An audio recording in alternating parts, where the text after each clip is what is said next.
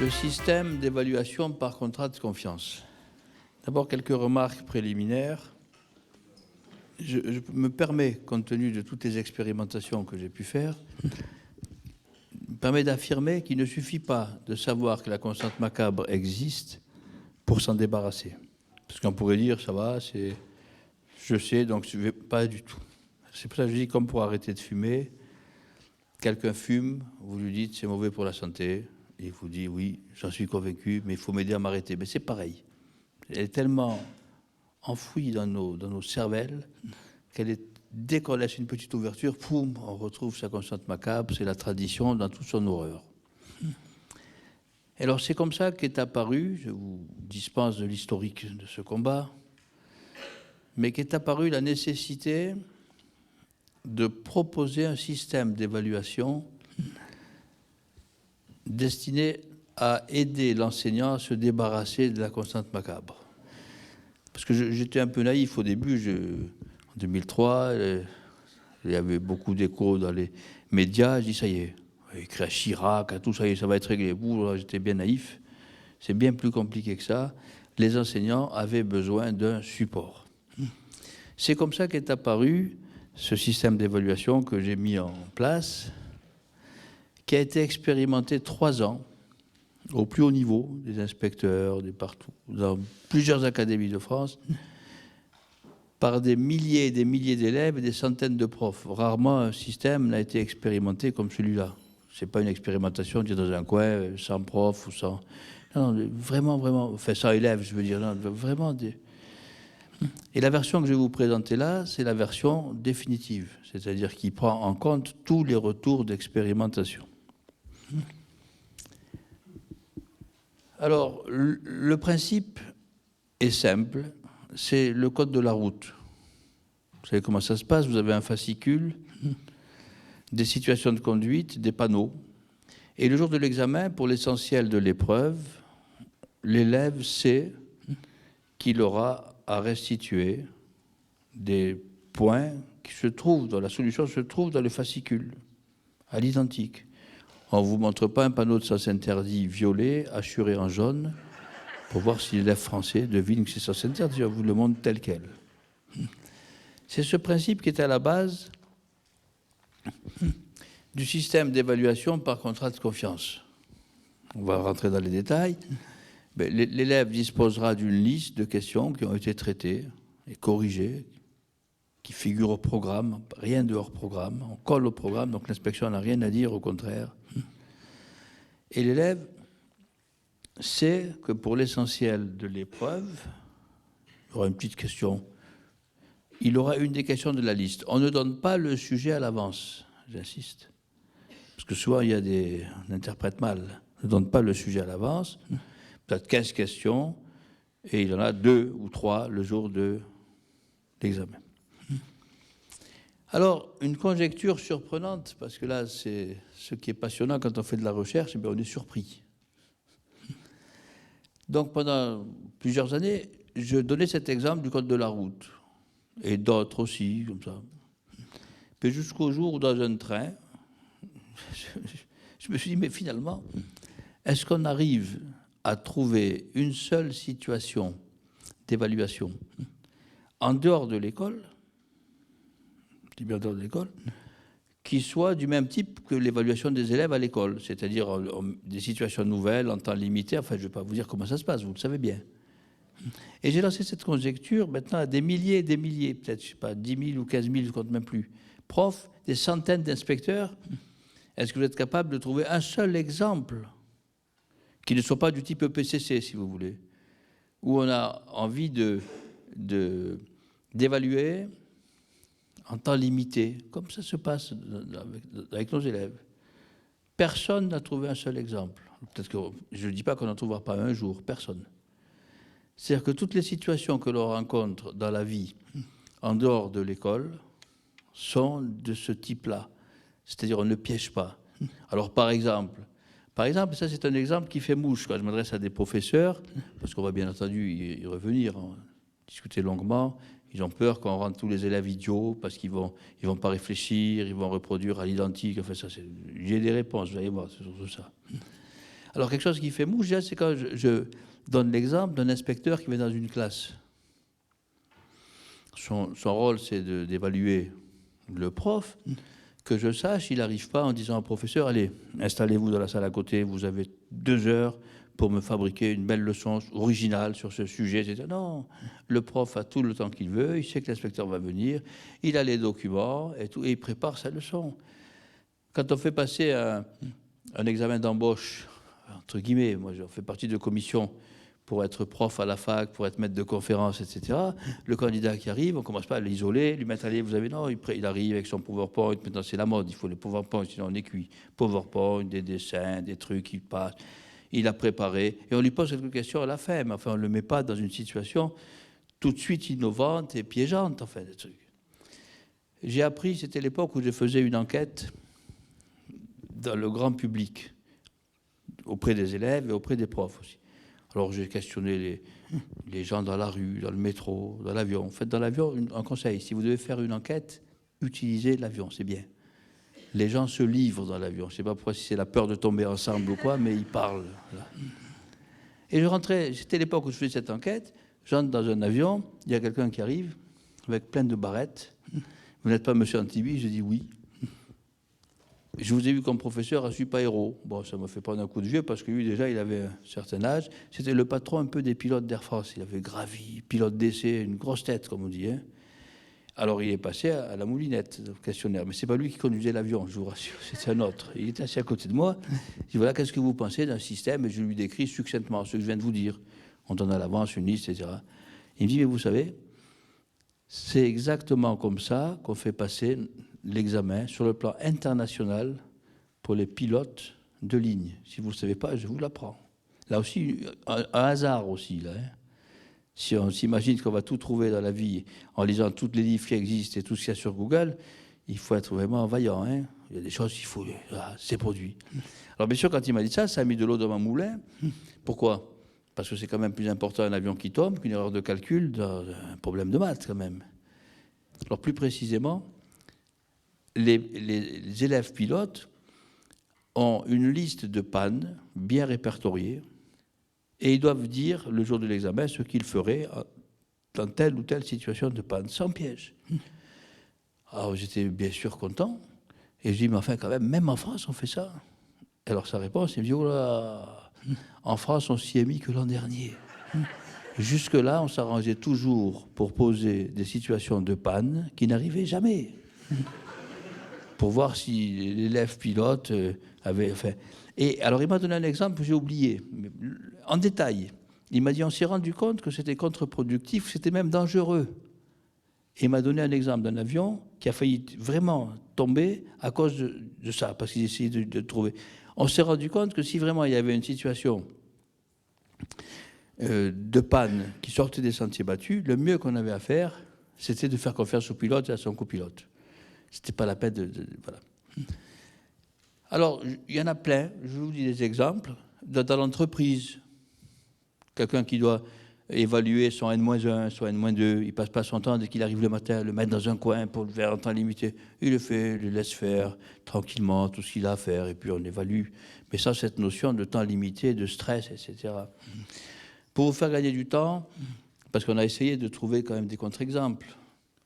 Ça fait depuis 2 ans et demi là, que j'ai lancé cette conjecture. Une fois, comme ça, dans une animation, il y a, après les ateliers, quelqu'un qui arrive, il dit, ça y est, on a trouvé un contre-exemple. Allez-y, c'est possible.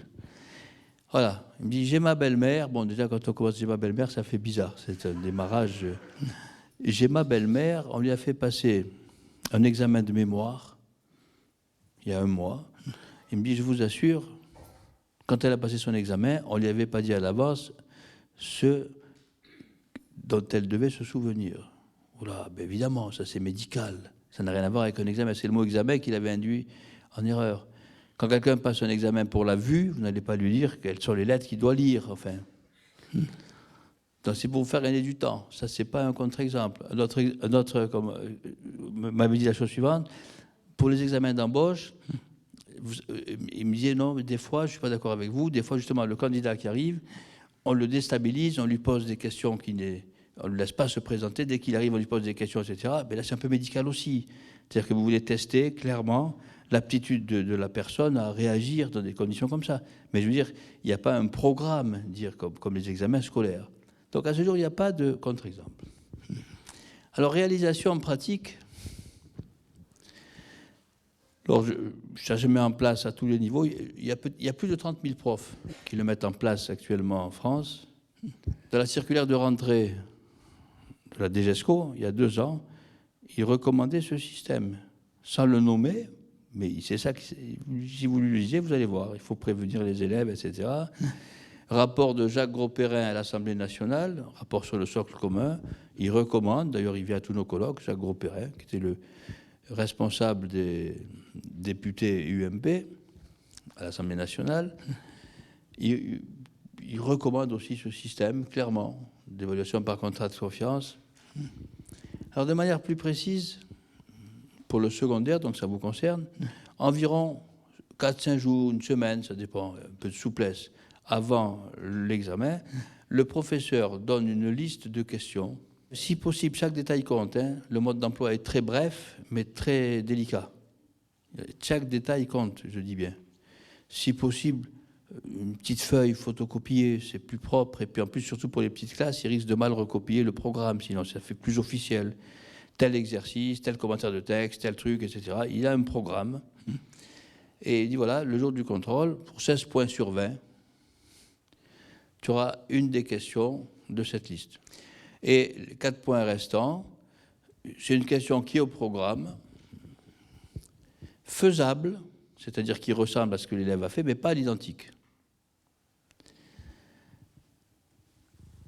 Avec des conditions sur cette liste, un apprentissage par cœur immédiat strictement interdit. Mais ça relève du bon sens. Alors qu'est-ce que c'est un apprentissage par cœur immédiat? Vous n'allez pas poser un QCM. L'élève saurait qu'il faut dire A, B, A, B, C, sans rien comprendre, il remettrait dans l'ordre. Ou bien un exercice de maths ou de physique où on ne demande que la réponse. Il reconnaîtrait l'exercice sur les fils dans une salle, il saurait qu'on trouve 5 ampères à la fin, il mettrait 5 ampères, si on attend que la réponse, il n'a rien compris. En langue, vous savez qu'il y a des professeurs de langue qui posent parfois des phrases à trous. 3 lignes, par exemple en 5e, et les élèves ont 6 trous à remplir, les terminaisons. On ne le pose pas, parce qu'on peut penser qu'un élève arrive à se souvenir des 6 terminaisons dans l'ordre, qui n'a rien compris. Je ne sais pas si ça vous semble clair. Toutes ces situations sont interdites. Alors, en dehors de ces situations extrêmes, et là, ce que je veux dire, c'est un point très fort qui va à l'encontre d'une certaine mode ambiante qu'ont lancé certains planeurs, malheureusement. Certains planeurs qui mettent en opposition un apprentissage où on comprend en profondeur et l'apprentissage par cœur bête et méchant, etc. La restitution, sous-entendu, c'est idiot. Je ne suis pas d'accord du tout.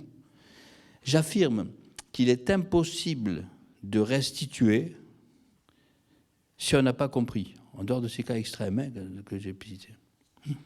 Non, parce que c'est trop facile de mettre en opposition. C'est-à-dire que si on pose à l'identique, l'élève n'a rien compris, il va restituer. C'est pas possible. Même de mémoriser si on n'a pas compris. Donc là, c'est un truc, indépendamment de la constante macabre, qui est assez fort que je vous dis là. Je vais à l'encontre d'une mode ambiante assez regrettable, je trouve. Alors, ceux qui ont des doutes, je vais vous donner 5 lignes de chinois et je vais vous laisser 1 mois, pas 1 heure, 1 mois, pour restituer ces 5 lignes de chinois. Vous n'arriverez pas. C'est-à-dire que si vous n'avez pas des moyens d'aider à mémoriser, c'est-à-dire la grammaire, du vocabulaire, vous ne pourrez pas.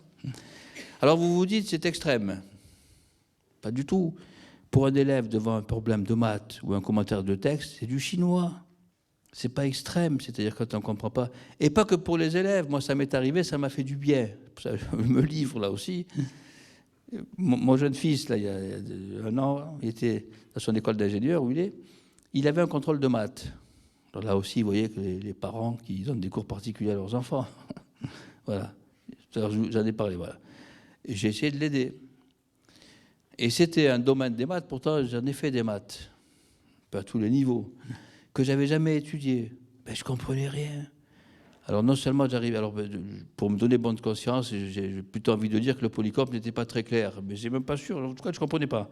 Et donc, je n'arrivais pas à restituer, et encore moins à expliquer. Donc je veux dire, pour ceux qui s'imaginent que la restitution est synonyme d'acte bête, c'est pas vrai. Restituer, il faut comprendre.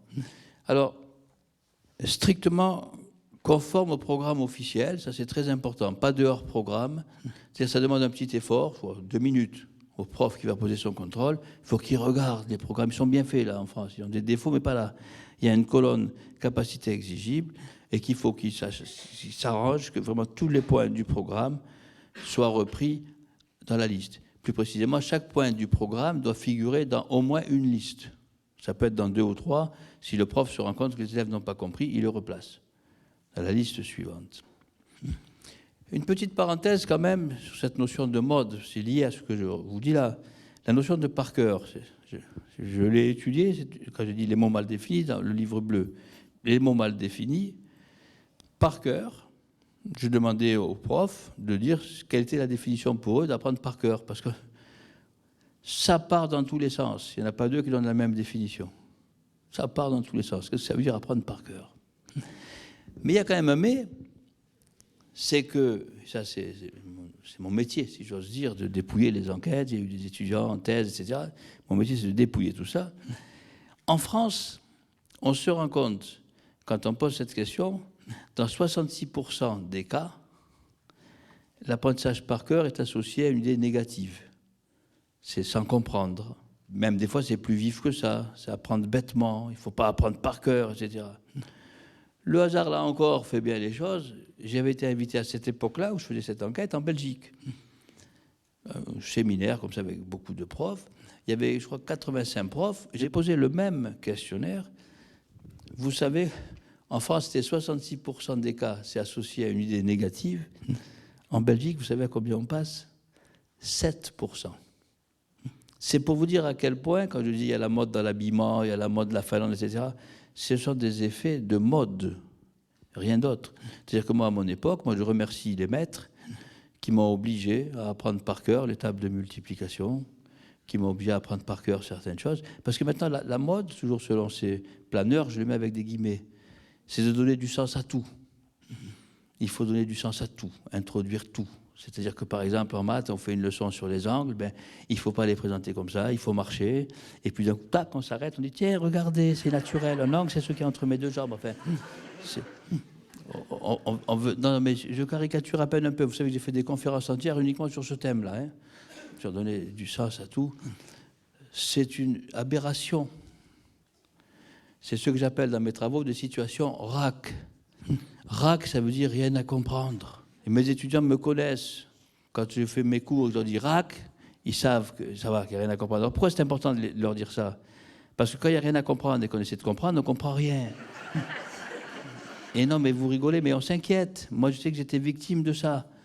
Les élèves trop curieux, ils croient les planeurs et ils s'imaginent qu'il faut tout comprendre. Et même en maths. Parce qu'on pourrait se dire qu'en maths, tout est logique, découle. C'est pas vrai. Quand vous prenez un livre de maths, vous vous rendez compte, il y a plein de trucs, il faut l'accepter, des conventions, des notations, etc. Alors bien entendu, on peut dire qu'on peut, en forçant, toujours essayer de trouver un sens. Par exemple, le prétérit en anglais de to eat, c'est ate. Bon, alors il faut donner du sens, ate. Alors on va remonter à Shakespeare. Un jour, il avait un peu trop bu, alors au lieu de dire eated, il a dit... Et puis un siècle après, sa belle-mère ou la descendante avait vu un truc, il avait dit non, c'est pas ça, c'est ci, etc.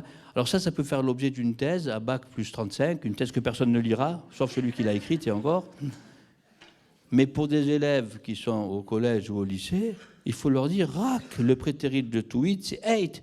Donc je veux dire, cette théorie bidon selon laquelle il faut rejeter absolument toute notion qu'on présente comme ça, non mais ça fait des dégâts terribles, ça, hein, de vouloir donner du sens à tout, parce que c'est pas vrai. Quand on peut, on le donne, mais quand on peut pas, même des fois, ça complique. En croyant bien faire, ça complique pour un élève. Bon, ça c'est une petite parenthèse. Alors ça c'est la première étape. Alors maintenant, deuxième étape, séance de questions-réponses. Chaque étape est importante. On l'avait oublié au départ, pour vous dire que les choses, ça peut sembler évident quand vous les voyez maintenant. Pendant 6 mois, personne ne s'en était rendu compte de ce truc-là, les premiers expérimentateurs. Ben c'est quoi? C'est qu'avec ce système, sans jeu de mots, les cours particuliers, c'est payant. Vous avez la liste, vous faites aider, vous faites tous les exercices de la liste. Donc c'est pour permettre à tous les élèves, on leur donne une chance.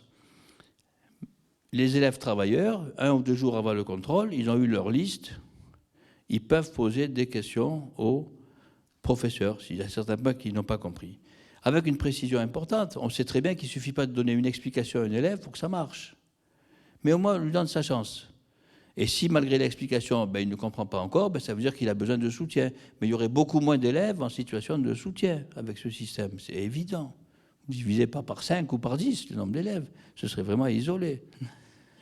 Non, mais je veux dire, très honnêtement, vous le savez très bien, quand vous avez 30 élèves en face de vous, vous avez 1 heure de séance de questions-réponses, pour avoir la prétention d'expliquer tous les points non compris aux 30 élèves, il faut être vraiment prétentieux. Mais par contre, un élève qui a travaillé, il lui manque un petit truc, vous lui donnez sa chance. Et après, la 3e étape, qui est très importante aussi, faire très attention à la longueur du sujet, j'en ai parlé. Alors, faire très attention, voilà le conseil que je donne, en attendant que ces messieurs, dames, dans les commissions de programme, daignent se pencher sur ce point.